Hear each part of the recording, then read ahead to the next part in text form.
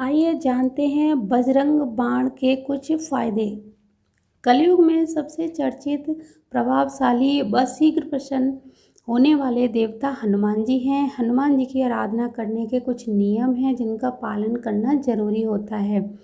संकट को हरने वाले हनुमान जी के अनेक रूप हैं। उनमें से ही एक रूप है वज्र रूप वाले हनुमान जी को बजरंगबली कहा जाता है। बजरंगबली को प्रसन्न करने के लिए बजरंग बाण का पाठ करना चाहिए। आइए जानते हैं बजरंग बाण के पाठ के करने से कौन कौन से लाभ हैं। अपने कार्य की सिद्धि के लिए मंगलवार या शनिवार का दिन को चुनना चाहिए। हनुमान जी का एक चित्र और या मूर्ति जप करते समय आपके सामने होनी चाहिए।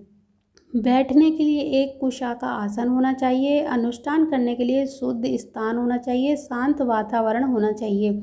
यदि घर में कोई सुलभ जगह ना हो तो मंदिर में भी ये पाठ कर सकते हैं। हनुमान जी के अनुष्ठान में दीपदान का विशेष महत्व है। गेहूँ, चावल, मूंग, उड़द व काले तिल, ये पांचों अनाजों यानी गेहूँ, चावल, मूंग, उड़द व काले तिल को अनुष्ठान से पूर्व एक एक मुट्ठी मात्रा में लेकर शुद्ध गंगा जल में भिगोकर अनुष्ठान वाले दिन इन अनाजों को पीसकर उनसे एक दीपक बनाना है और बत्ती के लिए अपनी लंबाई के बराबर कलावे का एक धागा लेकर इसे 5 बार मोड़ लें।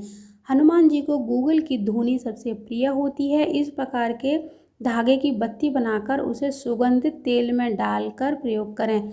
समस्त पूजन काल में दीपक जलता रहना चाहिए। हनुमान जी को गूगल की धुनी सबसे प्रिय है, इसलिए जप के प्रारंभ में संकल्प अवश्य लेना चाहिए। फिर मनोकामना पूर्ण होने पर हनुमान जी के निमित्त कुछ न कुछ करते रहेंगे।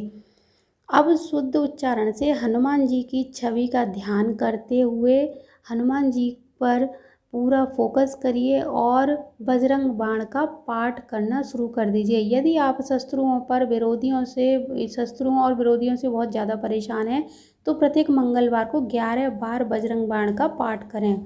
बजरंग बाण का पाठ नियमित पाठ करने से आत्मविश्वास व साहस में वृद्धि होती है। हृदय रोगियों व ब्लड प्रेशर के रोगियों को बजरंग बाण का पाठ करने से स्वास्थ्य में लाभ मिलता है। जो बच्चे कमज़ोर हैं या किसी को काम को करने से डरते रहते हैं उन्हें बजरंग बाण का पाठ अवश्य ही करना चाहिए।